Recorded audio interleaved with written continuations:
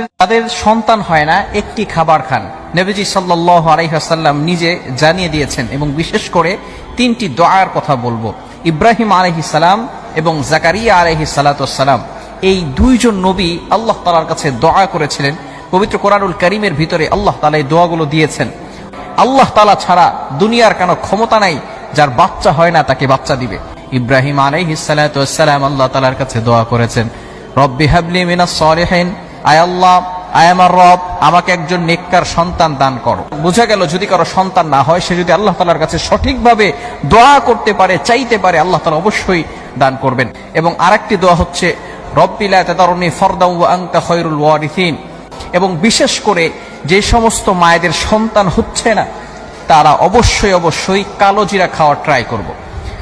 আমার নবী সাল্লাল্লাহু আলাইহি ওয়াসাল্লাম জানিয়ে দিয়েছেন, কালো জিরা হচ্ছে এমন একটা ওষুধ, সমস্ত রোগের শেফায়ে কালো জিরার ভিতরে আল্লাহ তাআলা দিয়ে দিয়েছেন।